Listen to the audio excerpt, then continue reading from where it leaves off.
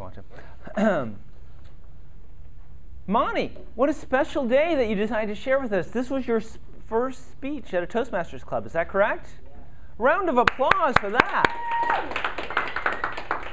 You'll give many more speeches in your life, but you will never give a first speech in a Toastmasters club again. So thank you very much for allowing us to be part of this. So Monty, I didn't know what to think when you first came up. I didn't know what kind of speaker you were going to be. And I had my own impressions. And I must confess, you blew them away. You did an excellent job on your first speech.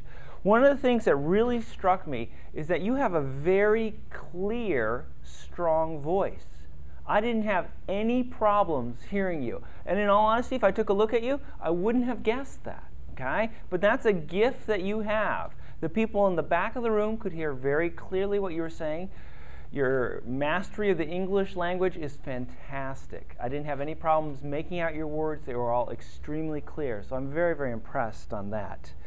Something for you to work on a little bit more next time is eye contact. Now, what often happens is when we're trying to remember what we want to say, this carpet here seems to have every answer for us. So we spend a lot of time looking at it. It's almost like in start of Star Wars, you know how the words scroll away from you? It's like we're expecting that to happen.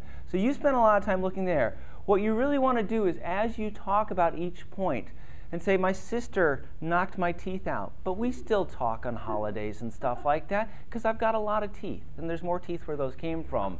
You talk, you have a discussion with one person about a topic and you move on. I want to congratulate you. You were fixed in one spot. Oftentimes, first-time speakers will do like Beth today and move all over here, okay? And which just takes away from your speech. You didn't do that at all, so I was very impressed. I want to congratulate you because you had a good opening to your speech. You started us off where it all started. You had a very solid body to your speech. You took us through your education. You explained to us how you got to where you are today. But then you sort of left us. There wasn't really a conclusion to your speech. You have to have goals. Are you married? Do you have children? What do you want to be when you grow up? You didn't share any of what's coming next. It stopped as of today. And we wanted to see a little bit more. So that was something that could have been added to your speech. But you told a great story. The purpose of the icebreaker speech is to introduce yourself on a personal level to the club. And Monty, I think I know you a lot better now. So you did an excellent job of what the overall goal of the speech is. And I've got some fantastic news for you, my friend.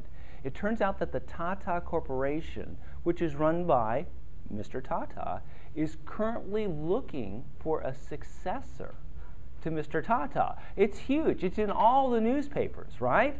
So clearly they're going to be looking for somebody with technical capabilities and excellent speaking skills. I don't want to set false expectations, but I think today you've made a step towards running Tata Corporation. And thanks for sharing it with us so we could all be here when you started your journey to the top of that corporation.